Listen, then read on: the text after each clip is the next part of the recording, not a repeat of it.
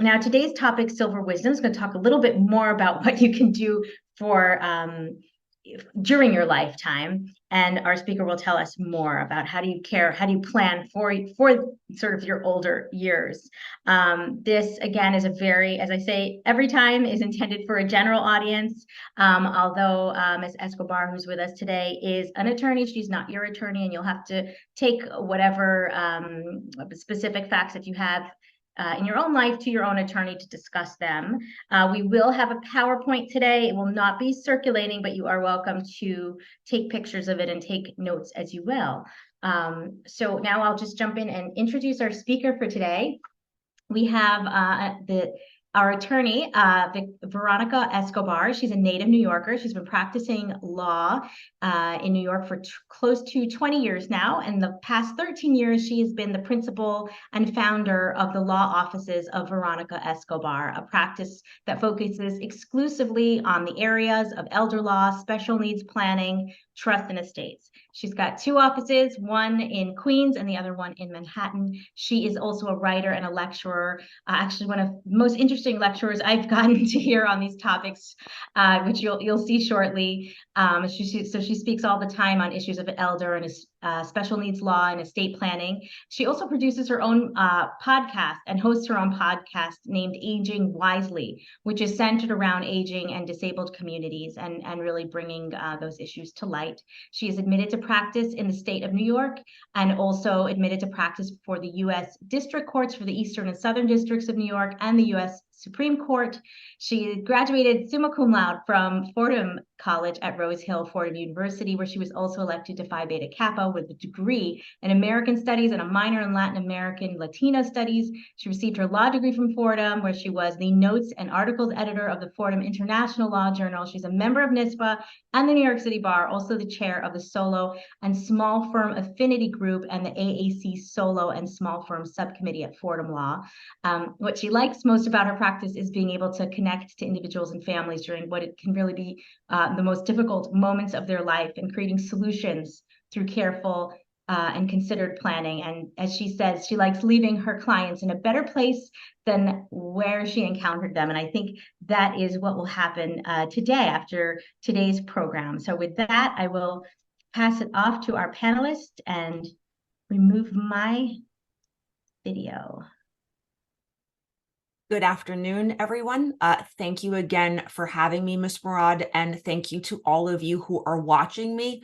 And I hope that you come away from this presentation with more than you walked into. I had the opportunity in the last couple of days to look at the agenda for this National Estate Planning Awareness Week, and you've really gotten the benefit of having competent professionals, specifically attorneys, giving you information on very discrete areas of estate planning as well as administration with respect to your artistic works. My presentation isn't niche. My presentation is general, but it's no less important. And the reason is this: estate planning documents are necessary, whether you're young or old. Doesn't matter where you come from, doesn't matter what your job title is, it doesn't matter how much money you have in the bank or don't, you need it. The other thing is aging and illness are inevitable, and may we all be so lucky to age, because aging in itself is a gift. Illness, not so much, but like my uncle has said to me in the past, and he's a doctor, Veronica, we're all going to get sick from something and we're all going to die. But the point is, knowing these things, we still need to be better prepared for our futures. I know that there's a wide variety of members as well as people of different ages and in different stages of their life. So my objective during this presentation is to impart this information and education, and trying to keep in mind that not everybody who's watching me is at the same stage of their life. Initially, this presentation was really going to focus on long-term care planning and the topic of guardianship. But I also want to take some time to talk about estate planning documents and how everything that I'm about to talk about is all interconnected. So, Ms. Murad, I'd like to start my presentation at slide number 31, please.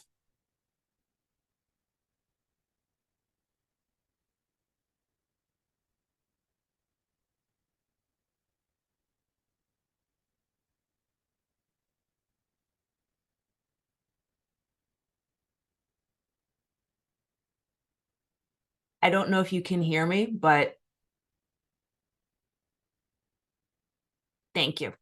So this slide talks about Medicare. This isn't a Medicare presentation. And my understanding is that a separate presentation will be offered to the membership that really gets into the nuts and bolts of Medicare and how to apply for it. But I thought it was important to spend a few minutes just talking about what Medicare is and what its connection is to general health care and to long-term care. Oftentimes when I have people come into my office, they oftentimes will confuse Medicare and Medicaid. And I always have to tell them that Medicare is a program that every American who has ever worked in this country and paid into the system is entitled to once they reach the age of retirement. It covers medical care, which means hospital visits. It covers medical visits to physicians. It covers diagnostic exams. It also covers surgeries, specifically outpatient procedures, as well as more life-saving types of interventions. But it also covers short-term rehabilitation. But it doesn't cover long-term care. The only program that can cover long-term care indefinitely is Medicaid. There are rare instances where Medicare can cover long-term care, but they're very specific and they're subject to certain kinds of rules. So, Ms. Murad, can you just advance the slide one more?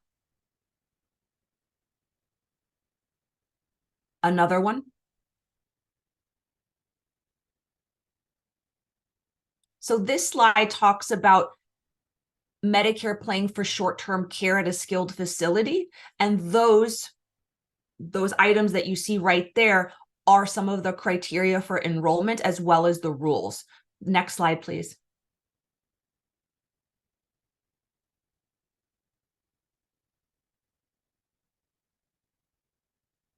So I'm being silent just so that you can take a look at the slides and also take a screenshot or a photo if you wish, or some notes.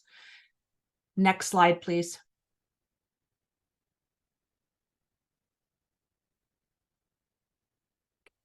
Medicare can also cover hospice, and hospice is a program for people who are considered to be end of life.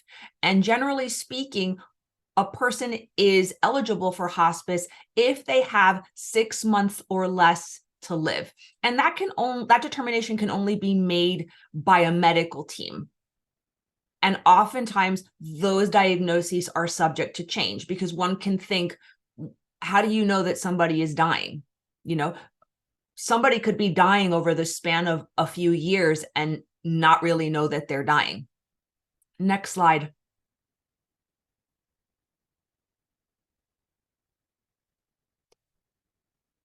But in terms of long-term care for chronic illness, and this also includes end of life, you're really talking about long-term care Medicaid.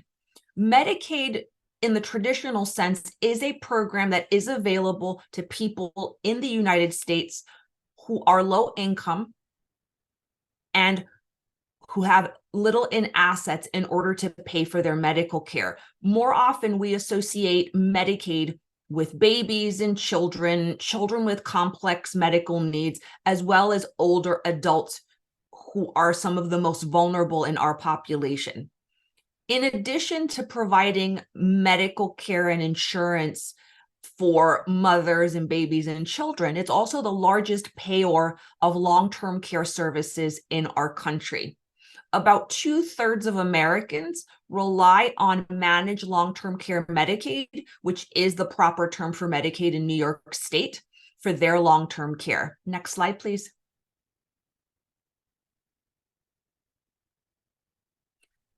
Managed long-term care Medicaid is meant to provide long-term care services for chronically ill or disabled persons who wish to remain in their home or in the community. And there are two types of Medicaid. There is what we call community Medicaid, and then there is institutional or nursing home Medicaid. They have similar requirements, but there are requirements that exist under nursing home Medicaid that do not exist under community Medicaid. Any person who's a resident of the city, because I'm making this a city-focused discussion, but Medicaid is obviously available throughout the state of New York, is eligible. And enrolling in what we call a managed long-term care plan is mandatory. So there are different managed long-term care plans in New York City and the state, and you have to decide which one you're going to enroll in, and they are the ones who will manage your care going forward. Next slide, please. In terms of community Medicaid, prior to 2020, community Medicaid did not have what we refer to as a look-back period. And a look-back period is this. Oftentimes when people are considering or believe that they may require long-term care services, they will transfer assets. For example, they might transfer a home that they own or an apartment into a irrevocable trust. They may decide to gift their children or their spouse or other people in their lives money. They may decide to engage in other types of gifting behaviors in order to qualify for Medicaid. Medicaid's not stupid. And for many, many years, they've been lobbying in Albany to permit or to have the state pass a look-back period for community Medicaid. And for many, many years, the elder law bar and other constituency groups have been pushing back so that that doesn't happen. The concern being that having a look-back period could unduly prejudice certain demographics that would be needing these services in the future. Notwithstanding that, in April of 2020, at the height of the COVID pandemic, the legislature finally did change the rules with respect to community Medicaid. And because of the pandemic, the effective date of this change has been pushed back multiple times. As of today, the effective date to the change in rule regarding a look back will be March 31st of 2024. So prior to that date, meaning right now, there is no look back period when a person applies for community Medicaid. So for example, if you have 5 children and you decide to gift each of them $17,000, because remember, and I don't know if you know this, you can gift family members, including your children, $17,000 without any sort of tax to that gift.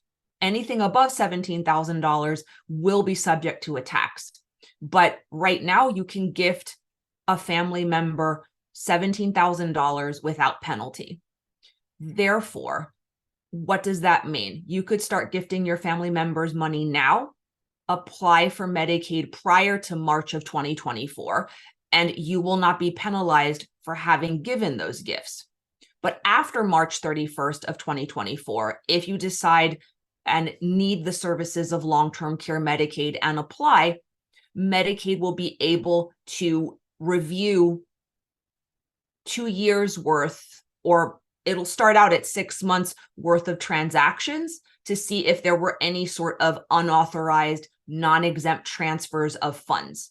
And if they determine that there was a non-exempt transfer or transfers of funds or of property, they impose what we call the look-back penalty. And the look-back penalty is basically a mathematical calculation that says you transferred X, X will be divided by the penalty period amount in your county, And that will determine how many months or longer you are deemed ineligible for Medicaid.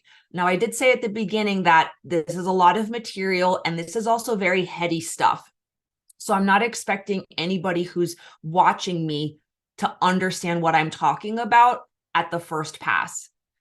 What I do want to impress upon you is that if you're a person who is in their 60s and has never done any planning, you need to consider it now.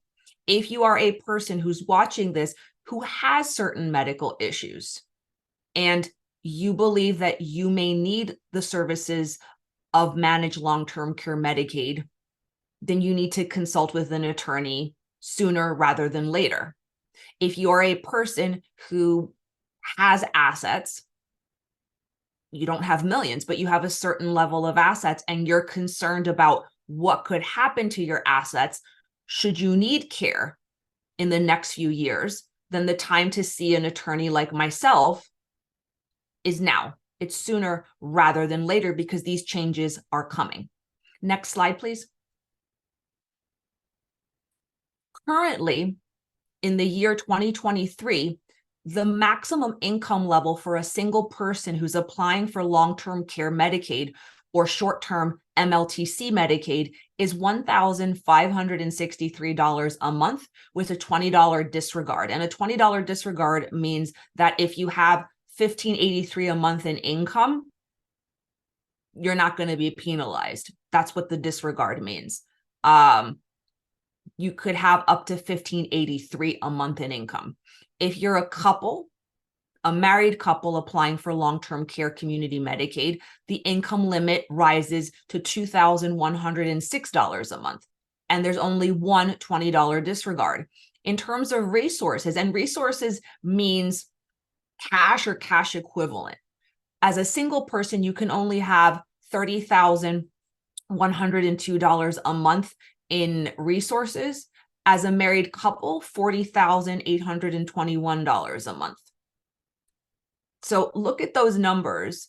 In a city like New York, in a state like New York, which is an expensive place to live, it's really hard to conceive of anybody being able to survive on $1,563 a month. But guess what?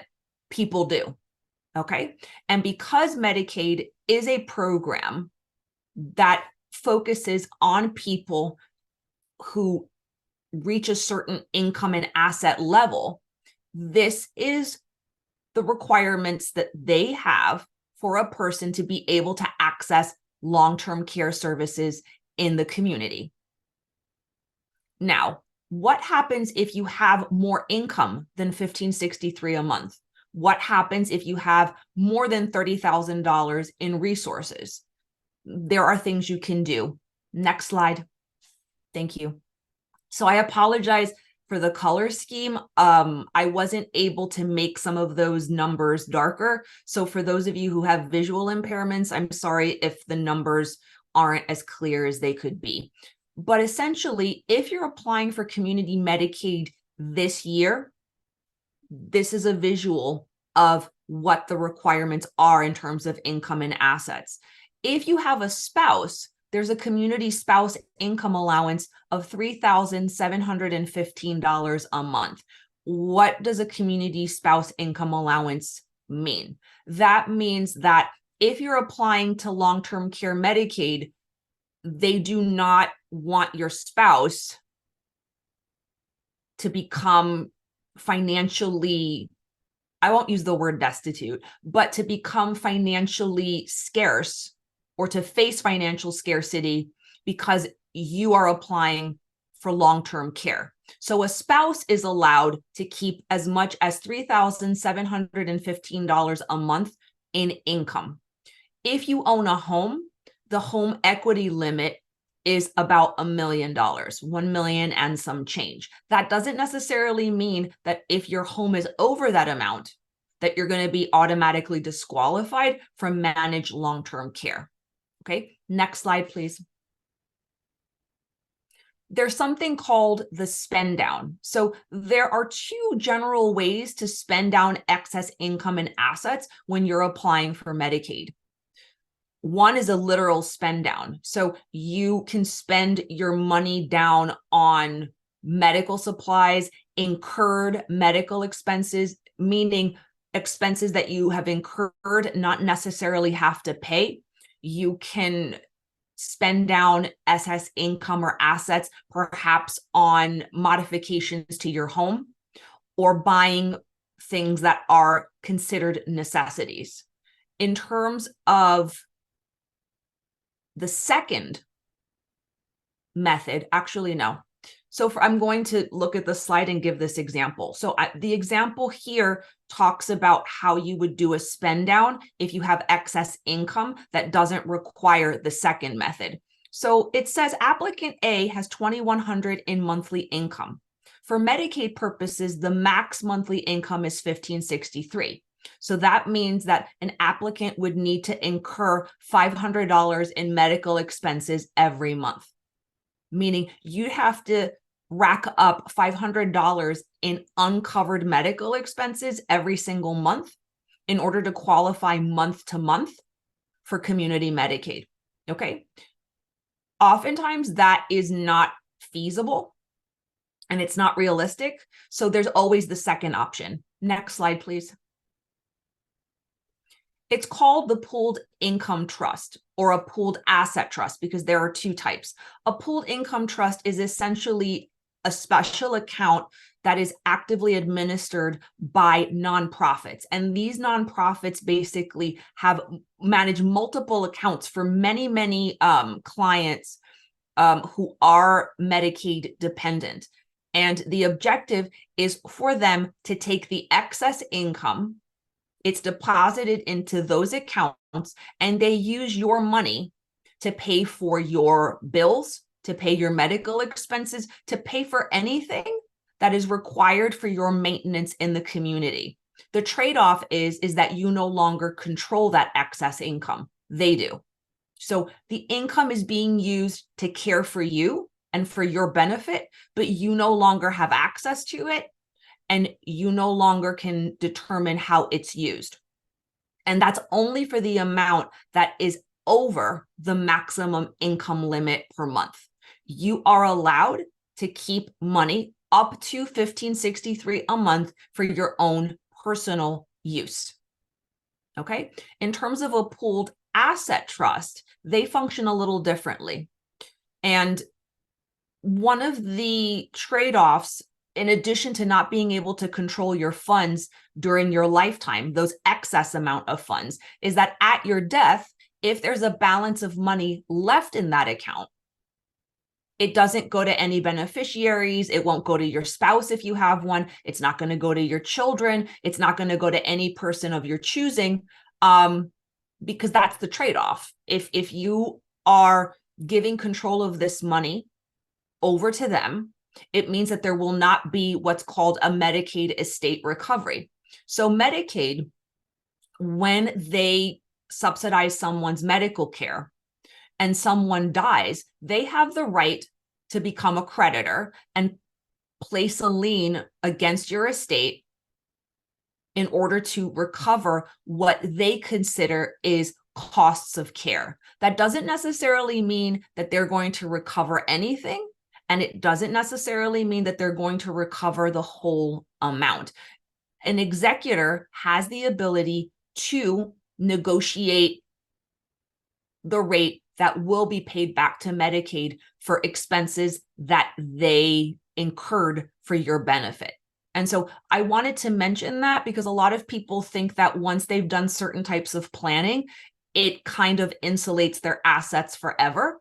And it doesn't. It only insulates your assets if certain requirements are met, certain timeframes are met, and it only does it during your lifetime. Okay. The next slide. Actually, no, I'm sorry, Ms. Murad. Can you go back for 1 second? So if you own a home, Medicaid can't touch it as long as you're living in it when you're on community Medicaid. And if you do other types of planning, they can't touch it even if you're not living at home. And so I'll talk about that in a few minutes. Next slide, thank you.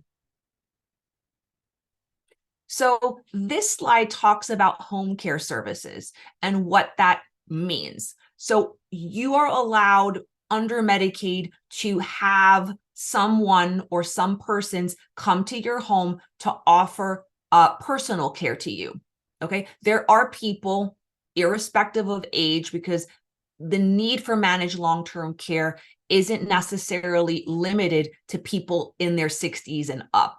You can be younger and require the assistance of managed long-term Medicaid for your activities of daily living. So in our practice areas, we call them ADLs, activities of daily living. That could be walking, bathing, toileting, getting in and out of bed. It could also be preparing your own meals or being able to feed yourself. It could also include aspects of personal hygiene, like being able to take baths or showers by yourself or requiring supervision or assistance. And it could also have to do with fundamental activities of daily living. So if you've ever had someone that you know or care about decline, whether it's dementia or because of a traumatic brain injury or a stroke, then you've probably know what I'm talking about. So fundamental activities of daily living is when a person is no longer able to perhaps do their own banking. They forget to pay bills. They lose the ability to independently manage their own lives. So they can't run errands anymore. They can't go to the bank. They may not have awareness of the extent of their assets. They may not remember what their assets are. They may not have a firm understanding or grasp of what money is or what it does. They may not have, or they may experience a loss or a diminishment of their critical thinking ability. So most people, I'm not going to say everybody, has what we call common sense, 1 + 1 = 2. There are people who don't have a disability who don't understand that 1 and 1 = 2. 1 and 1 is 3. But generally speaking, when a person is no longer able to think rationally, or they're not able to communicate their thoughts and wishes, or they are incapable of understanding what is happening around them, those are people that are at risk.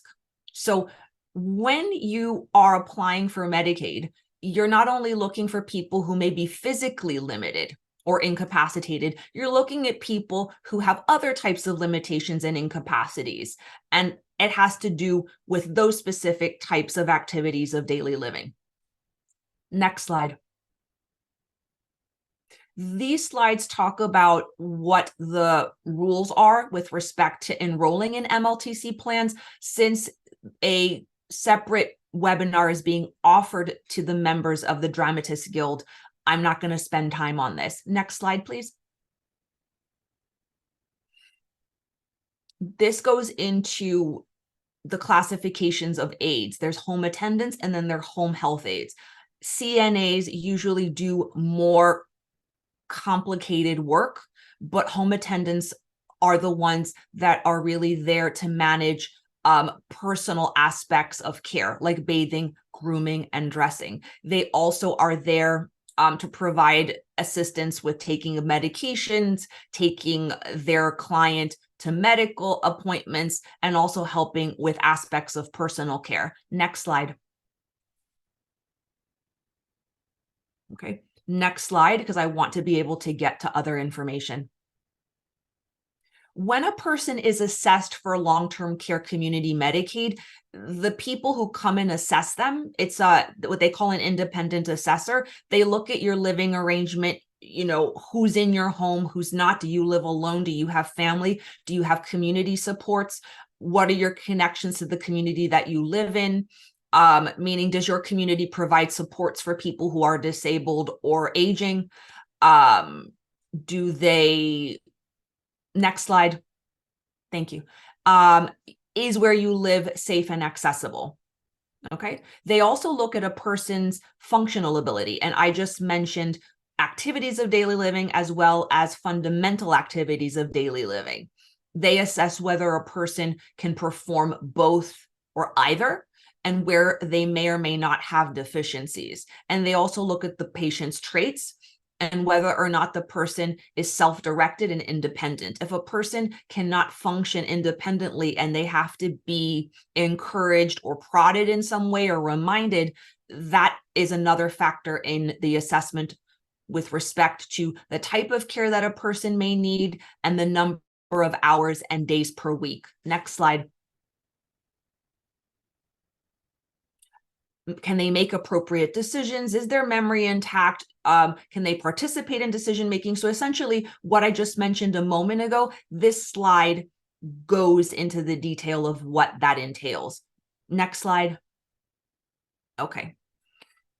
Everybody says, or at least most people that I know say, please don't send me to a nursing home. I want to age and die at home.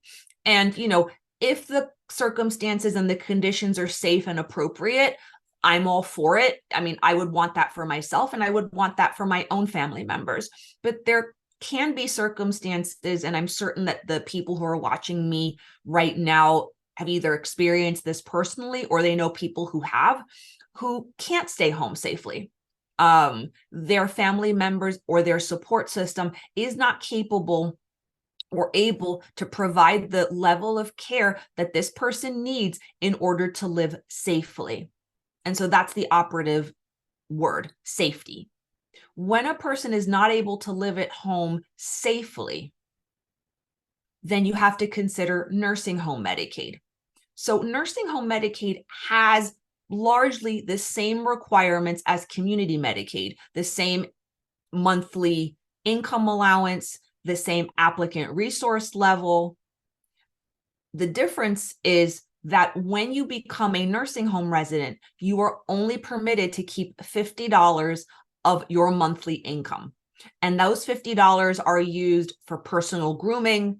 It's done, if you want to buy something in the nursing home, you're allowed to keep a very, very small amount of money.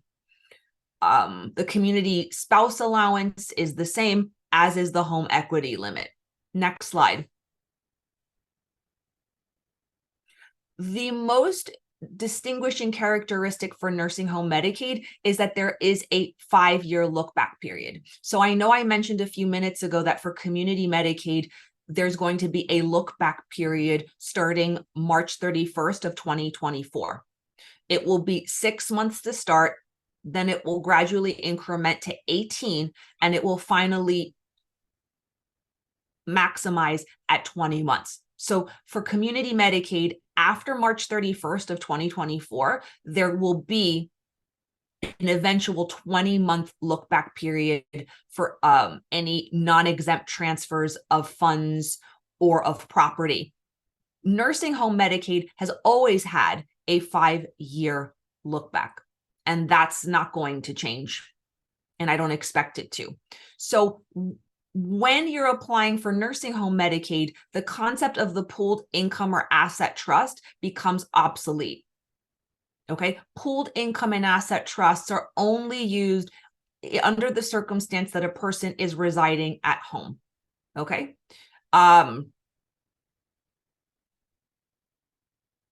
You are expected as an applicant to provide 5 years worth of financial documents. This means if you have bank accounts, 5 years worth of statements for bank accounts. If you have investment accounts, 5 years worth of investment accounts. If you have property, the most recent deed and mortgage documents for your property. Medicaid also has the ability to independently verify and also independently investigate applicants. They have access to resources and materials that we don't.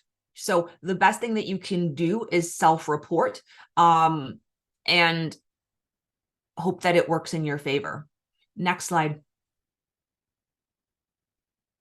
So in terms of Medicaid, what are they looking for when they're looking for non-exempt transfers? So first, what's an exempt transfer? And I think I mentioned some of this earlier, but I'm just going to go into slightly more detail here. When you are married, if you own a primary residence, you can transfer that to your spouse and it's always exempt. Okay. Outright transfers or establishments of special needs trusts for a disabled minor child, that is always exempt. Transfer of a primary residence to an adult caretaker child. An adult caretaker child is a child of yours who resides in the same residence as you, meaning they reside in your residence for at least 2 years prior to the nursing home admission application. What's the rationale behind that? If somebody was in the home and they were acting in the capacity of caretaker, that means, and this is sort of the reasoning behind it, that person essentially prevented your admission to a nursing home sooner. They kept you home longer than you would have been able to live there had they not been there. Okay, so if you have a sibling and you also own property with them, you're able to transfer your ownership interest to that sibling without penalty. And if the sibling has also resided there with you for at least 1 year. Okay. When I give these talks to people and also to other lawyers, I talk about the fact that these vehicles are available to you. But even if they are, or maybe if they're not, every person should consider placing a primary residence or other kinds of assets in what's called a Medicaid asset protection trust, which is an irrevocable trust. The trust itself does not give a person immediate protection for their assets. It only does it after 5 years when you're talking about nursing home Medicaid, and it will be doing the same for people who apply for community Medicaid. That's why I mentioned a few minutes ago, even if you're not sick, even if you're not older, but especially if you are, if you've never visited someone like me and you've never had this important discussion, the time to do it is now and not later. Because I always tell my own clients, the younger you are and the healthier you are, you have more opportunity and more options at your disposal. When you are older and sicker, your options diminish, and those options oftentimes are not the most attractive. Okay, so other things that are exempt from Medicaid is a personal automobile, your own home furnishings. If you use your funds to improve your home where you live, that is exempt. Burial and funeral planning is also exempt. So if you have not paid for your funeral, if you have not paid for your spouse's funeral or other family members, that is also exempt from a Medicaid look back penalty. Paying off debts that you might have incurred, that is also exempt. Okay, next slide. Nursing homes in New York are incredibly expensive. They can run anywhere between 10 and 16,000 a year, and sometimes higher, depending on where you're located and also what the specific needs of the person are. If they require more care, then the person will be out, they will be having to pay more out of pocket for care. Okay. If you're lucky enough to self-pay, then that means that you're paying from your own funds. If you have family that is in the privileged position of being able to subsidize your private care, then that is another option. Another option, 50s and 60s and still in good health, is the purchase of long-term care insurance. It either covers all of your care or it acts as a buffer between your assets and Medicaid. What that basically means is if you outlive the policy, then that means that your policy would have paid for your care for X number of years, and then you apply for Medicaid. But if the policy outlives you, then that means that the policy paid for your care up until the time of your death. And that means that your assets have remained untouched. Either way, it is a level of protection for whatever period of time from having to apply for managed long-term care Medicaid or having to touch your own personal assets in order to pay for it. Okay. And then lastly, it's long-term care Medicaid. So those are your options. Next slide. These are some examples that I give when I give talks about how the penalty period works. I don't want to get into it because I only have 20 minutes, so I'm going to have to speed through this. What I would like to do, Ms. Murad, is go back up to the beginning of the slides, because I definitely want to touch on estate planning documents and why they're important. So what I'm hoping to do in the time that I have remaining is talk about why these documents are important and why they have a connection to long-term care planning. So when we talk about planning, there are two documents that come to mind with respect to advance directives. There are two advance directives, healthcare proxies and powers of attorney. They both function similarly, but the subject matter that they are meant to address is different. Healthcare proxies address all issues surrounding health, whether it is medical care, diagnostic procedures, surgeries, life-saving treatments, as well as end of life. And powers of attorney focus on issues of financial management and planning, legal, as well as overall life management. And I'll get to what that means in a moment. When we're talking about a healthcare proxy, the reason why it's so important is you might become incapacitated, either short-term or long-term, at any point in your life. Incapacity and illness are not limited to older people. I have worked on matters where people have become incapacitated at the age of 18 and 19, normally due to a traumatic brain injury, whether it is a cerebral hemorrhage, a stroke, an accident. I've seen people, in their 80s and 90s who become incapacitated because they're dealing with the ravages of stroke or disease, or, neurocognitive, major neurocognitive disorder, which is another way to talk about dementias. Okay. So if you're not in a position or lack the ability to make decisions about your personal and medical care, someone has to step into those shoes in order to make those decisions. If you don't have somebody clearly designated to do this, then you're staring down a potential guardianship situation.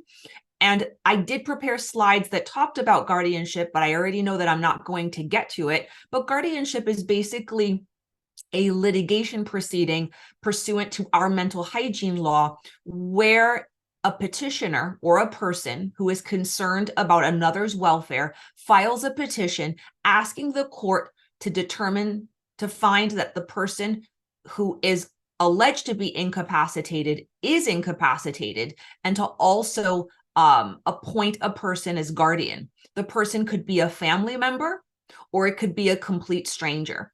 And that complete stranger is often an attorney like myself, who also works as a guardian, representing the interests of people who have been deemed incapacitated by a competent court, a court of a competent jurisdiction. What that means is that your life is under the supervision of the courts until you die, which it sounds like a bad thing, but when it has to do with your person and with your assets, it's not a bad thing at all. But getting back to this, having a healthcare proxy allows a person of your own choosing. And that's why I wanted to talk about guardianship for a second, because this is a person of your own choosing to make decisions with respect to your medical and healthcare and your end of life.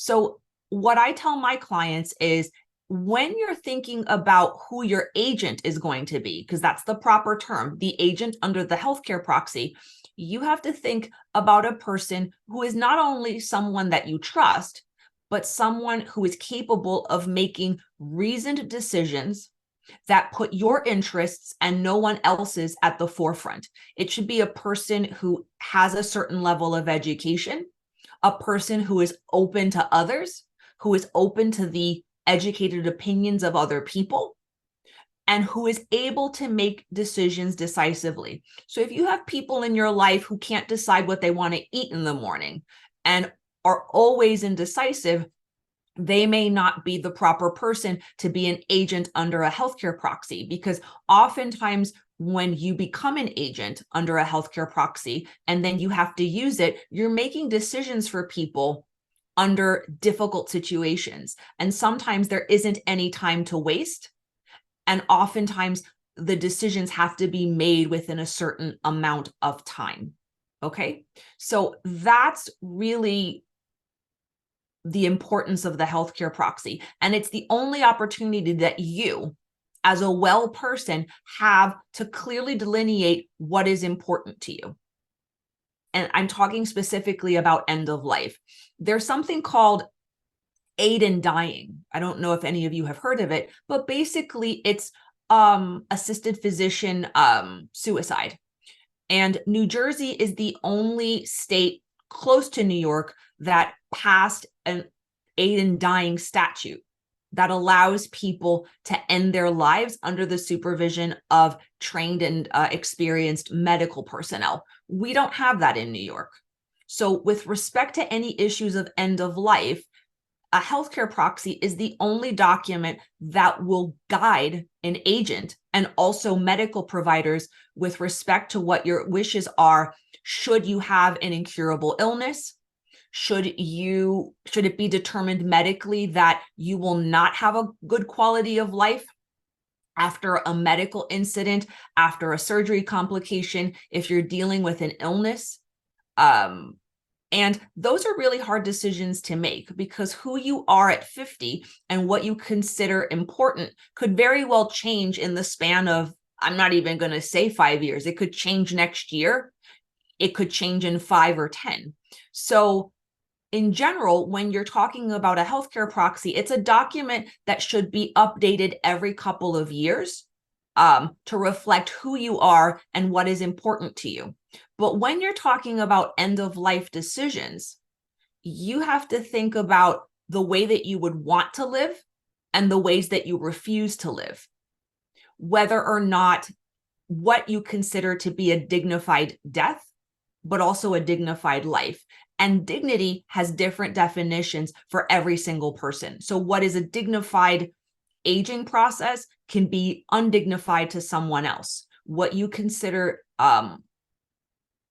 undignified could be dignified for somebody else. So it is the only opportunity that you will have to clearly delineate what your wishes are and to have people of your own choosing. I usually recommend that a person have a primary agent and a successor agent in the event that the primary agent is either unwilling or unable to serve themselves. Okay. In terms of a power of attorney is a advance directive that is meant to manage your assets, your money, your property, etc., when you are incapacitated. When you're deciding who is going to be the person to manage all of this, you really have to think about a person that is not only decisive, but a person who is fiscally responsible, a person who has demonstrated that they have not only respect for money, but that they understand what money does, what money can do, and the fact that your money, that your assets are not theirs, and that your incapacity is not an opportunity for them to unjustly enrich themselves. Because unfortunately, when people are incapacitated, and let's say they have someone that they've named the agent under a power of attorney, I don't know if you watch it on the news or if you read the paper, but there have been many, many occasions where an agent will use a power of attorney to unjustly enrich themselves because the person whom they are supposed to be serving is unable and has no knowledge of what is happening to their assets. So as much as it's a document that is prone to abuse, it's a document that is critical to have as part of your estate plan. Because again, if you don't have it, you will be subjected to a guardianship proceeding, and either you'll have people appointed who know you, people who can serve your best interest, or you're going to have a complete stranger managing your life. And again, that's not the worst thing in the world, but if you have people around you that care about you and you care about them and that you trust them, you should have the ability to have a power of attorney that clearly delineates what you want done, what authority you give them, and what authority you don't. So powers of attorney can be quite expansive, meaning you can give a person carte blanche to manage many, many aspects of your life. You know, hiring and firing people, where you live, where you won't, paying for certain necessities of your life, controlling your social environment, who gets to be around you, who doesn't, managing perhaps business interests that you have. And for many of you, it could be your writings and other artwork that may be part of your own catalog. It could also be managing your money, managing your investments, managing how your money is invested. So it's really a powerful document, but it's not one that should ever be overlooked. Okay, next slide. And I know that I didn't tell you to move them, but sometimes when I get into these talking phases, I completely forget about the slides. So leave that. Yeah, thank you.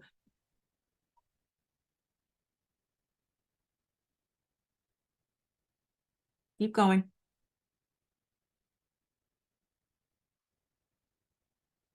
So this is a document called the Appointment of an Agent to Control Remains. And this is a document that isn't often talked about, but I think should be. And the reason why I bring it up is there are people who perhaps don't have family, or they belong to families that are fractured, or they belong to families that aren't necessarily close, or maybe families who have members who have different types of lifestyles or have made decisions in their life that their family members don't agree with, or don't understand. And one area of conflict that I have encountered is what happens after a person dies and the control of someone's remains. Okay, so the appointment of an agent to control remains basically gives you the ability to not only appoint the person who will control the disposition of your remains, but it will also give that person the ability to dispose of your remains in the way that you would have wanted. So for example, if you have a very religious family and you happen to be agnostic or atheist, and you already know that you're not interested in a church, a synagogue, or a mosque service of any kind, you don't want a cleric to do anything when you die, you're not interested in that, you can designate someone who respects your views, who understands your wishes, to be the person who disposes of your remains and makes the arrangements for the disposition of your remains. It does not have to be a family member. I'm actually working on an estate right now where the person who will be disposing of this person's remains happens to be a medical doctor. And they didn't choose the person because they're a medical doctor. It's because they belong to the same spiritual movement. And that person would know exactly what needs to be done in order to follow the tenets of their beliefs, which may be something that her family members are not comfortable with, or they may not have an understanding of it. But also, oftentimes people will do an appointment of an agent to control remains when they want a person to control their remains because that person, again, has the capacity to do this, and they may not want to put this responsibility on family members who may be obviously grieving for them, and they want to give the responsibility to somebody who is able to better handle these kinds of arrangements after they've passed.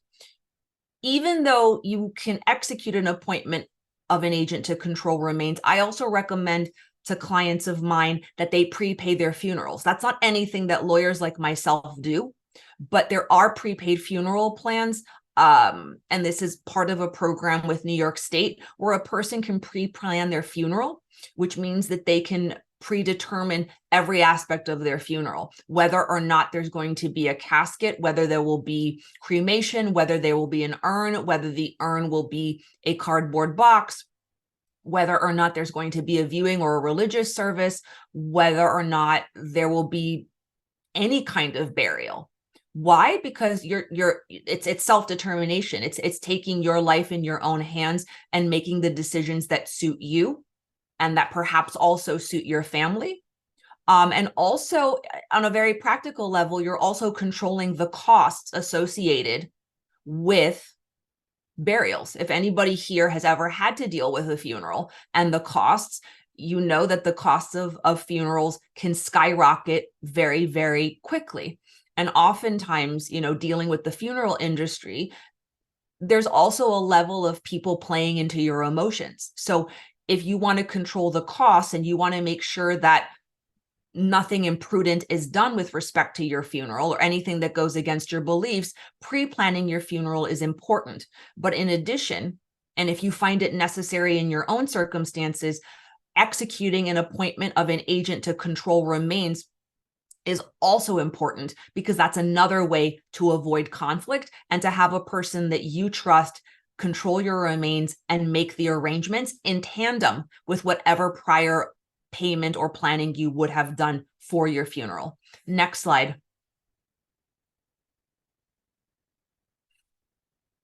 The last will and testament is the document that most people have awareness with when it comes to estate planning. In very simple terms, a last will and testament is the document where you, as the executor or the executrix, which is the gendered form of the word for female, where you basically memorialize who your family is, what your assets are, how you want those assets disposed of, and who you want to take the job of executor. Okay. The testator, and I'm sorry, I misspoke. The testator and the testatrix is the person who signs the will. It's the person who is devising their assets. And the executor and the executrix is the person that the testator designates as the person to do the disposing of the assets according to the wishes as expressed in the will. A last will and testament is a document that has no validity during your lifetime. It only becomes a living and breathing document once it undergoes the probate process. In New York, any last will and testament has to be filed with surrogate court alongside with other documents in order for the probate process to begin. I know that there was a earlier panel this week about estate administration, so I'm not going to go too much into the detail about what happens during probate, but essentially it simplifies the administration of an estate. That's what a will does. Its objective is to make your wishes very clear, and it's also a goal to diminish or eliminate conflict amongst family members or beneficiaries under your will. Okay. It also has a benefit of simplifying the administration of assets. If you have a disabled family member, a disabled child specifically, it also has a feature where a person can designate or name a guardian for their underage or minor child if they have it, if they have children. So it is a document that is essential in any person's estate plan. Otherwise, you risk what is called intestacy, which is when a person dies without a will.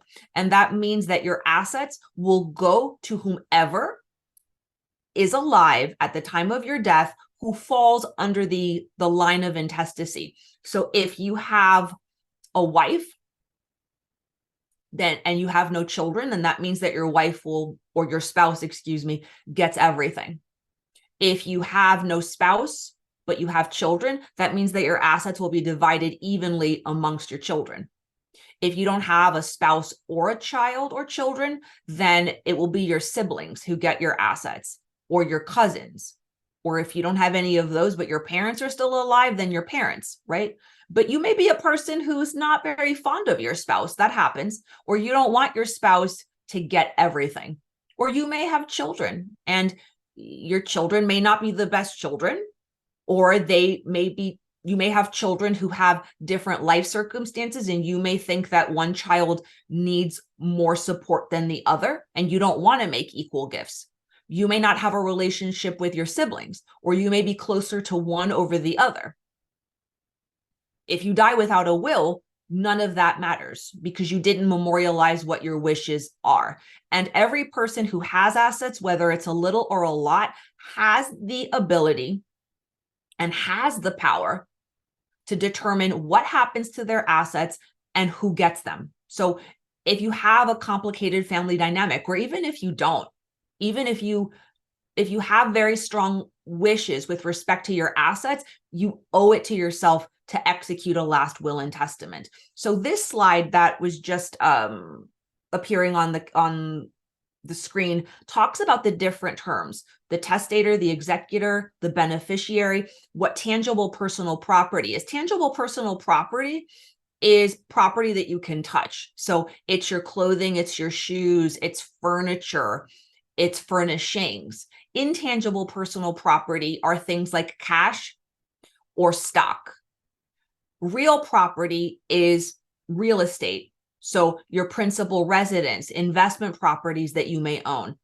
Cooperative apartments, which is really an invention here in New York City specifically, is considered intangible personal property because you don't own the apartment you live in. You own shares, and there's a stock certificate that is issued to you when you purchase a co-op. So you own stock. You have a stock certificate that reflects your ownership interest and how many shares. Okay.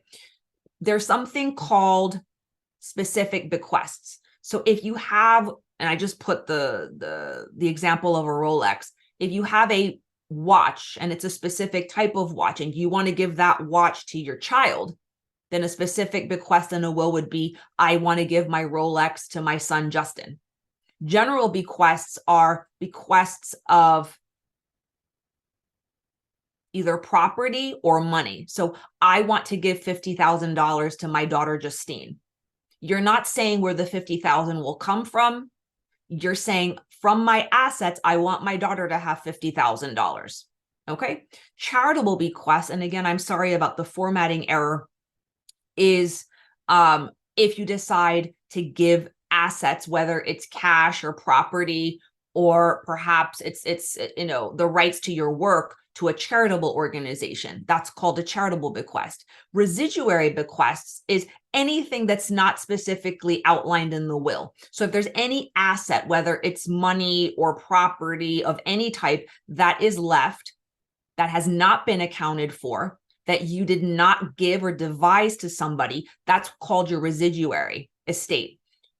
Residuary bequests are bequests that are left to people of what remains. So it very well could still be family members of yours. You could also leave the residuary, what is left over, to a charity. Next slide. Okay, these slides go into the minutia of how a person leaves assets to people. I'm not going to get into it because we're going to get into the weeds and we don't have time for that, but just understand that there are different ways that you can divide your assets, and it doesn't always have to be equal. Next slide. Next slide. Next slide. Next slide. A pour-over will is a will that is connected to a trust. So I often recommend to people, especially if they have liquid assets or if they have property, to consider, creating a trust. Okay. And the trust owns certain types of property. A pour-over will is a will that basically captures any assets that were not left to the trust and pours them over. Okay, you have to do a probate process first, and then there's a trust administration. But essentially, if you have assets, you should consider having a will and a trust. Okay, if you have a trust, that doesn't mean that you don't need a will. For me, having a will is almost like having a safety net that protects your assets and prevents it from going into intestacy. So if you take one thing away from this part of the discussion where I'm talking about the last will and testament and I'm talking about trusts, is that what you never want is for your estate to go into intestacy, because your assets may go to people that you don't want them to go to. And that's not a position that you ever want to be in. Next slide. This are some slides that have to do with trusts. There are many different types of trusts, but essentially there are trusts that are revocable, meaning that you can make changes to them. You can also terminate them and revoke. And there are trusts that are irrevocable, that are trusts that, generally speaking, once you create them and fund them, they cannot be changed. And any change that you can make is to the beneficiaries. You can change beneficiaries. You could even change the trustee under certain circumstances. But other than that, you lose the ability to control that trust and the assets that are in it. Okay. And many people do that for tax saving purposes, for asset protection. And other people, like I mentioned earlier in the presentation, do it when they are trying to protect assets for the purpose of Medicaid planning. Next slide. There's something called a living trust, which is a trust that is created during a person's lifetime. One very popular living trust is the revocable trust that I mentioned before, the irrevocable, like the Medicaid Asset Protection Trust, as well as supplemental needs trusts, which are trusts that are created for disabled individuals. I don't like the word special needs, but that's the name given to the trust. They're essentially for people who have a disability. And because they have a disability, they may be availing themselves of public benefits like SSI, Medicaid, and other assets that are determined not only by economic necessity, but by the disability. So in order to supplement that person's life, not to supplant, but to supplement it without running afoul of the rules of public benefits, you can also establish a supplemental needs trust or a special needs trust. Testamentary trusts are trusts that are created in a person's will, and people have many reasons for doing that. They may do that because they don't have a way to fund a trust during their lifetime, but they will at the end of it. So one thing that comes to mind is when people have life insurance and they may have minor children or a child who is disabled, they can establish a will and have a directive that directs the executor, who also might be the trustee, to create a testamentary trust for the benefit of that person. A testamentary trust, however, requires the supervision of the court. So that's one drawback to it. Next slide.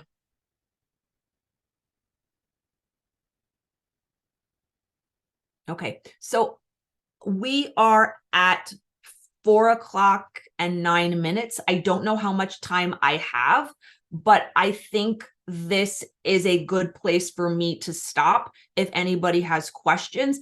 I know I ran through this. I know that some of it probably went right over your head. There may be even some confusion and likely some overwhelm, and that is normal. I talk about this stuff all the time, and I talk about it with ease because this is what I do. And I recognize that for many of you, this is the first time that you're sort of confronting these issues or learning about these topics, and that a lot of what I could have said, maybe not a lot, I'll give myself a little bit of credit, some of what I said may not have been understood. So I can take a few minutes and answer people's questions. The one caveat is I can't respond to case-specific questions, meaning I can't answer questions that are specifically about your life, number one, because I don't know you. And number two, we don't have an attorney-client relationship. So these types of talks are for educational purposes. They don't create an attorney-client relationship between the audience and myself. So that being said, does anybody have a burning question out there? And it's okay if you don't. If anyone does, they can populate it in the chat. There is one question that just came in, and I know you're over time, so I don't expect you to answer every question that comes in, but what is a good way to research long-term care insurance? This is a good question, so thank you for asking it. So long-term care insurance is getting harder and harder to find. And the reason is super simple. People are living longer. And the game of insurance, if I can call it that, is to never have to pay out the policy. Okay. How does the insurance industry make money? You pay premiums. And then hopefully you never need to use the insurance, right? So that type of insurance is becoming harder to find. What you're seeing now more than before is insurance companies offering whole life insurance with a long-term care rider. Okay.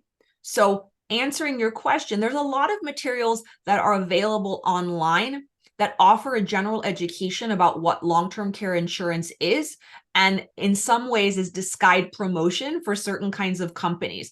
So whatever you read online about long-term care insurance, you have to take with a grain of salt.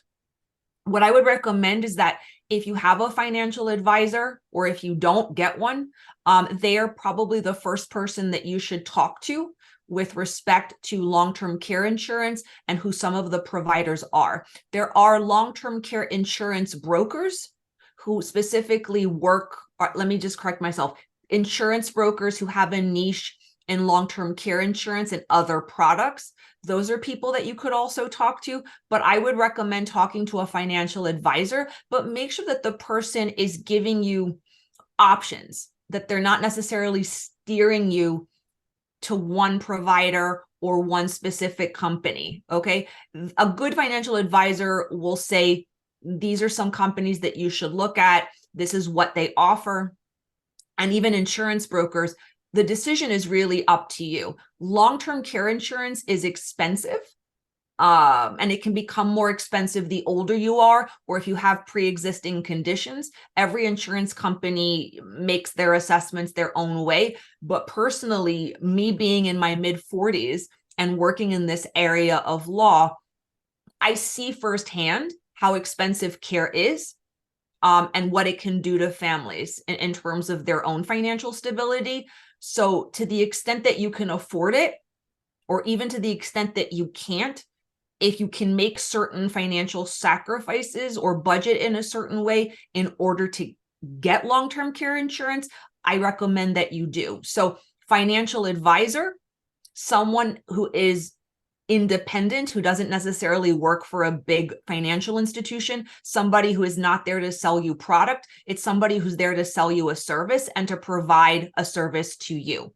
So look for a service provider, not a salesman. And I hope that that gives you some direction. Thank you for the question. Can we take one more question and then we'll let you go? What is the benefit for creating a trust rather than bequeathing to the recipients directly? Good question. So it's really case specific. If you have minor children can't inherit. And minor children don't know how to manage assets on their own. But even if you have an 18 or a 19-year-old or a 20-year-old, I don't know many who are fiscally responsible. So a trust allows you, under certain circumstances, to not only control your assets, but to determine who controls your assets under certain circumstances. You may have someone in your family, a child or a sibling who's disabled. Okay, disabled people, depending on the disability, but not always, may not have the capacity to manage assets, specifically financial assets. Or if they are the recipient of public benefits, they can't manage assets because any sort of direct management of money or assets could prejudice their public benefits. Other times you may have children who are feckless. They're not responsible with money. You don't trust your kids. You want to leave them something, but you don't trust them. So you would create a trust so that somebody else controls the flow of money, either at certain increments or certain amounts or for certain number of years. Okay. Some people create trusts because they have a lot of money, and creating certain kinds of trusts it creates a credit shelter. It also eliminates paying certain types of estate tax because their assets go over the limit of tax, right? Specifically talking about New York. We're all okay. They could also create a trust because they want to avoid probate. That's the simplest reason to do it. Probate is a public proceeding. So your will has to be filed. Anybody can see it. There are fees that are associated with having to undergo a surrogate court proceeding. Surrogate court proceedings are not fast. On average, on my cases, they can take anywhere from a year or two. So you're racking up attorney's fees. it can become a very costly venture.